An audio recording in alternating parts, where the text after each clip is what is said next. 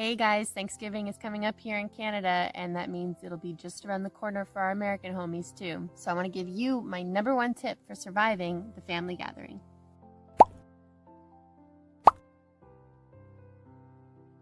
Just a reminder that if you don't have time to watch this full video, or don't have the mental space to watch it, I will have my TLDW slide in the description below. There are, of course, multiple strategies for engaging with your family members during the holidays.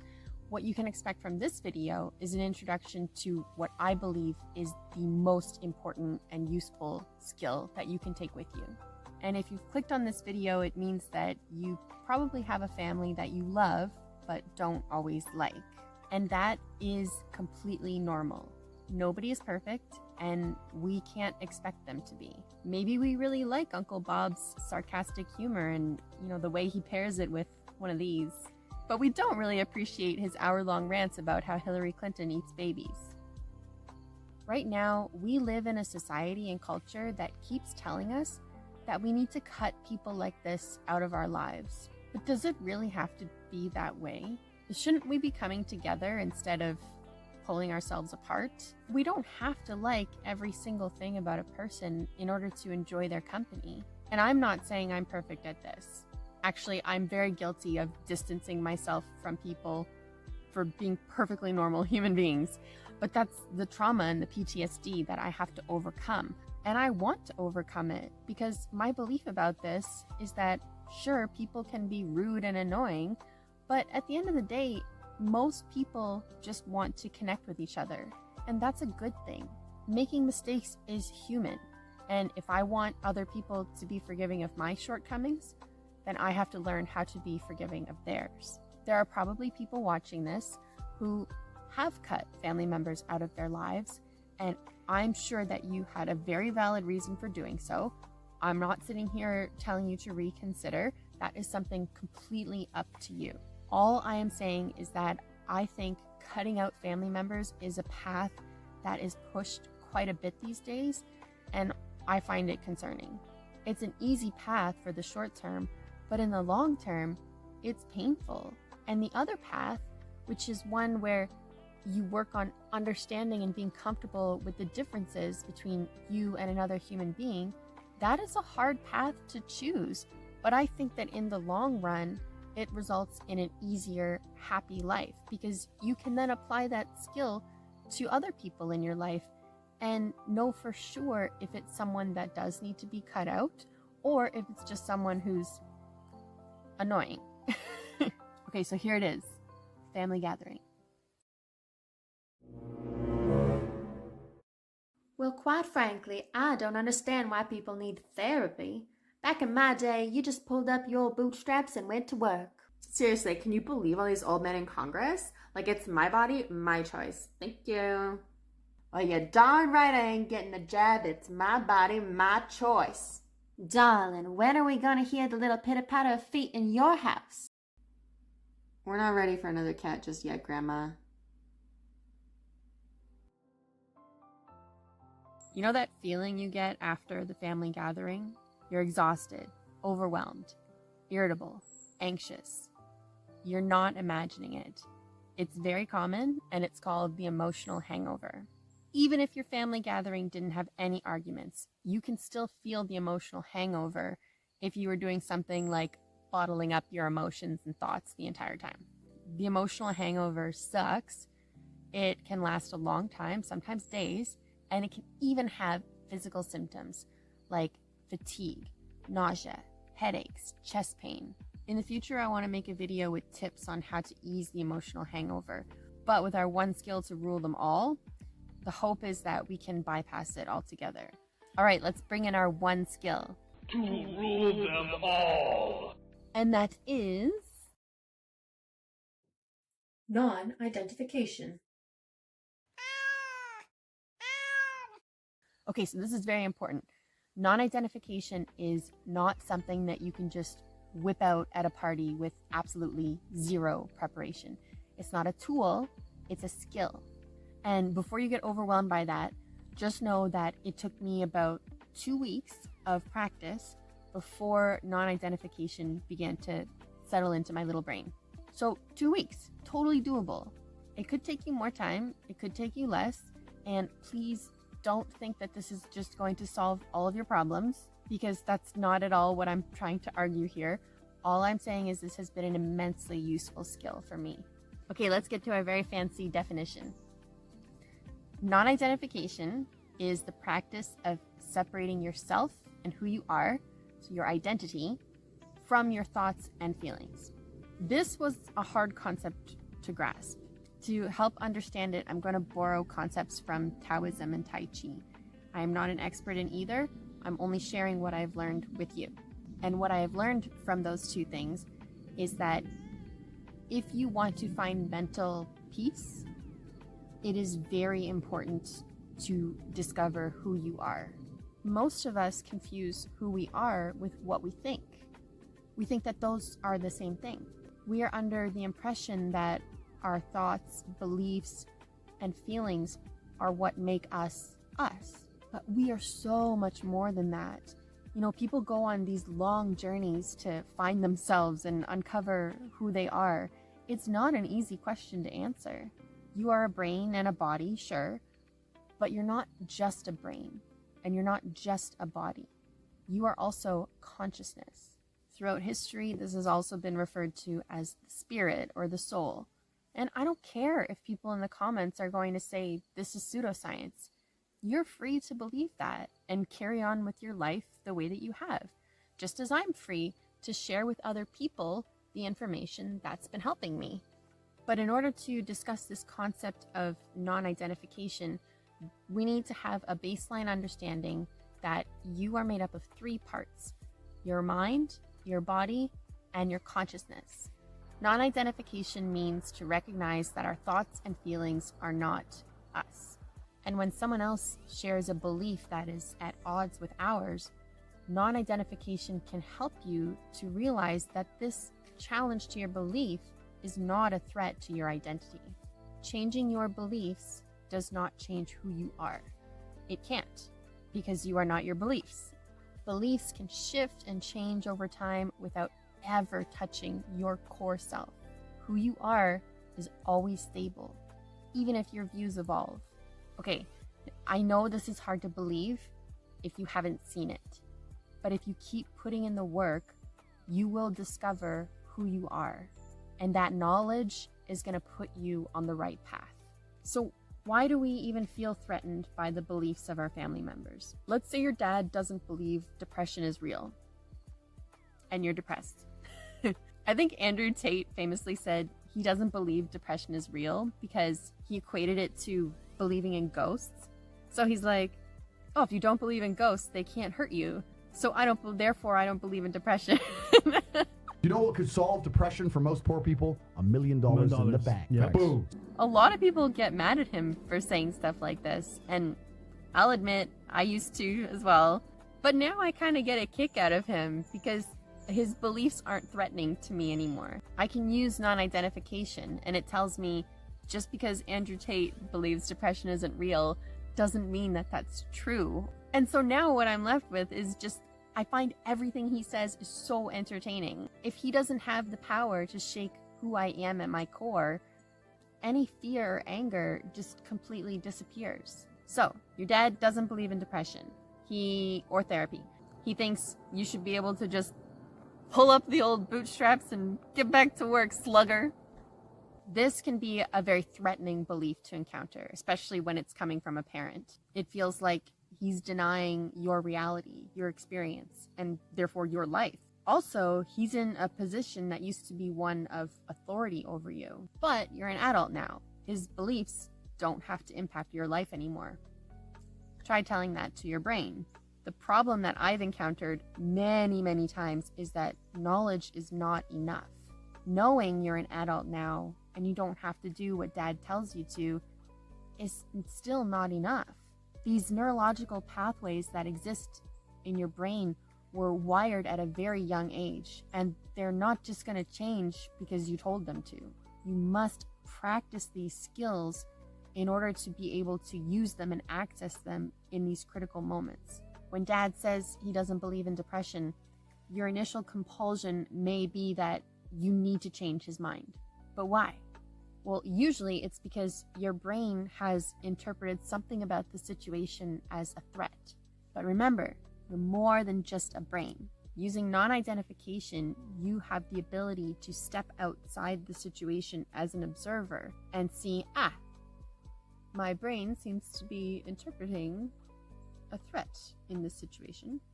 And then you can choose how you want to engage. Maybe your brain is saying, he's being really rude and insensitive, just like how he was my entire life. I need to tell him how much he's hurting me. So these are thoughts generated by your mind, usually generated from the fight or flight response because of the interpretation that a threat is present. Maybe these thoughts are true. Maybe they're not.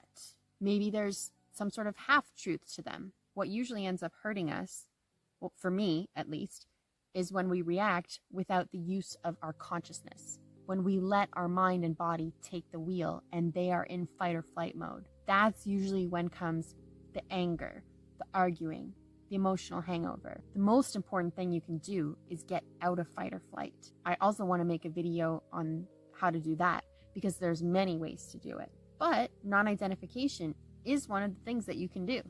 The way it works is through acceptance. Accept the thoughts, accept the emotions, really listen to them. Make it clear to your mind and your body that you have heard these messages coming from them. And you're not trying to change the message at all. That is so important. It's very, very important. I've seen a lot of advice out there that says to tell your mind something like, thank you for that information, but we aren't in danger anymore. Therefore, you don't have to be angry. I don't know if that works for some people. I don't know how it can work because I find that when I do that, it makes the danger signals worse. You're essentially gaslighting your mind and your body.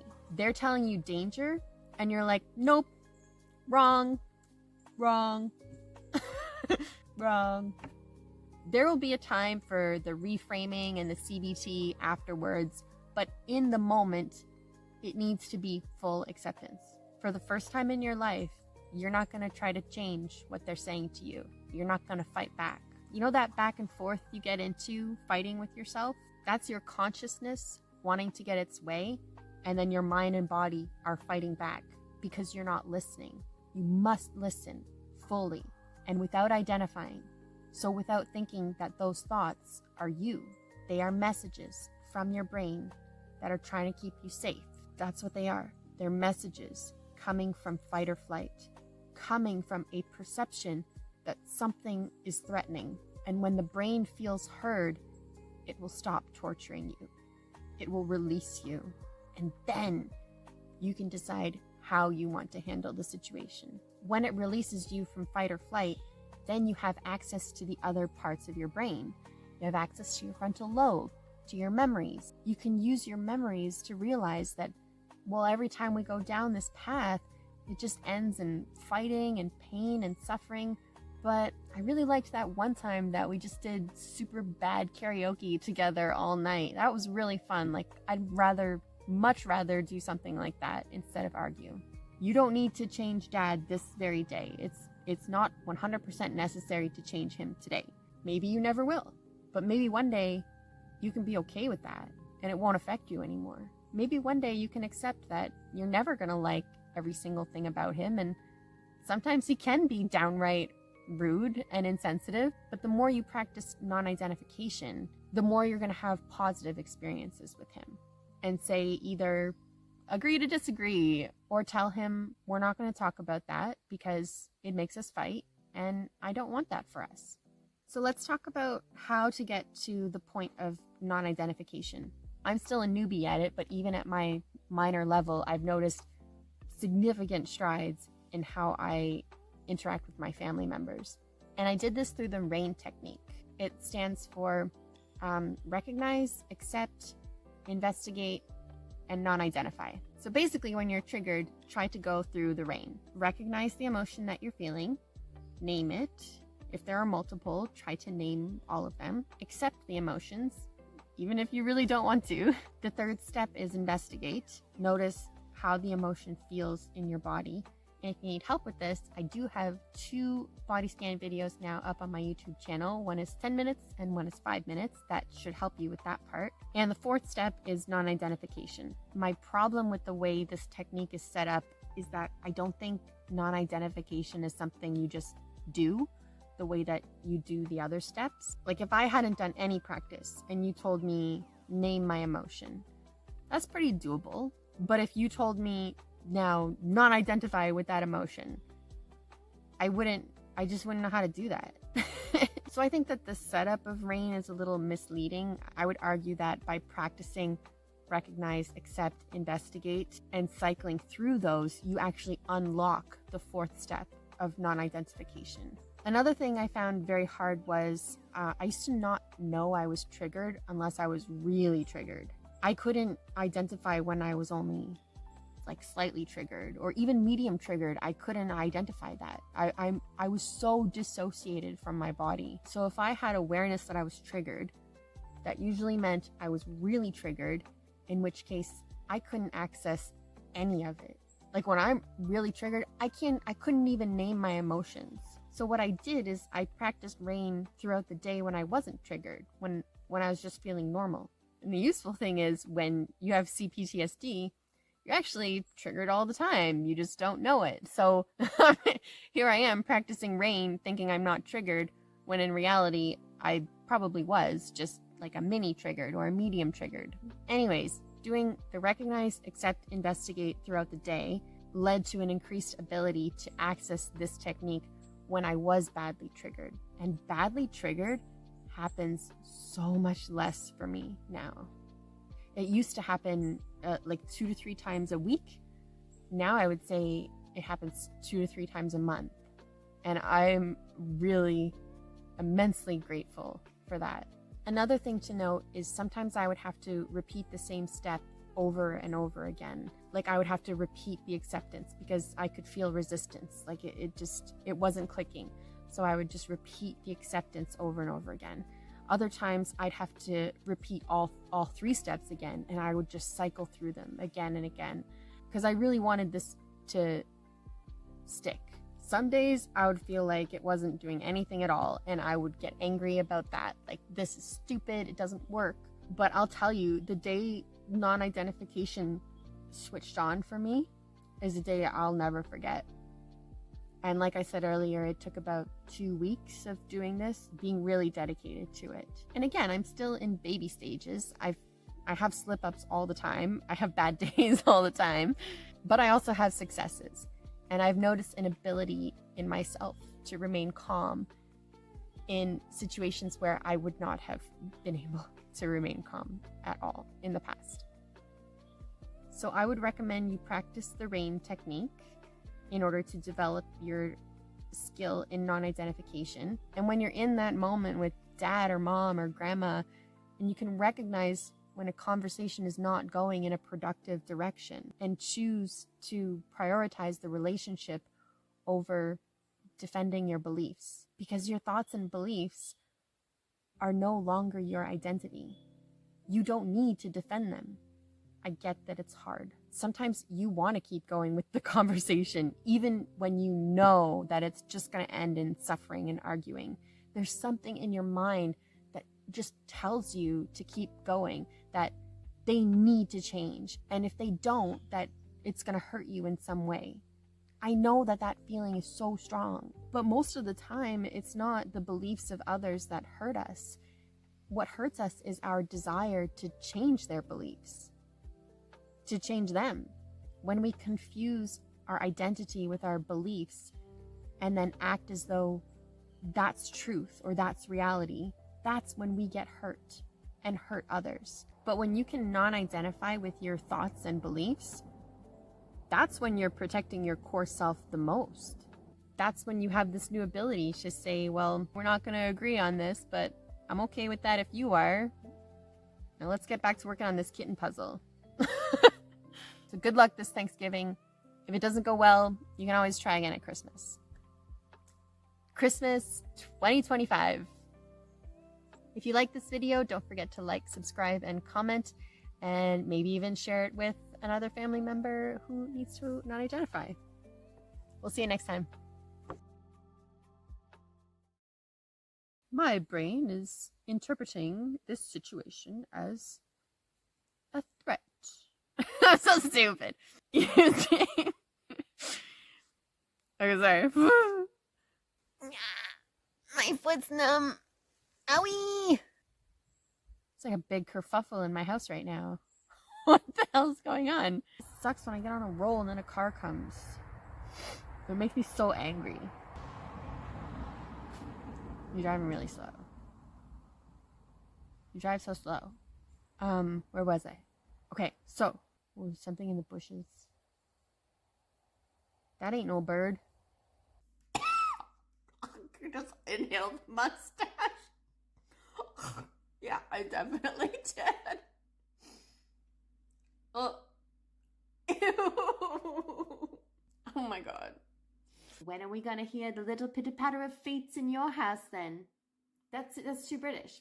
I'm going way too British. I guess Southern is kind of British. I hate the bugs out here. Yeah. Jackie Chan. Wah! I sound like Arnold. Wah! If you like this video, I got you. No, I didn't. Oh no.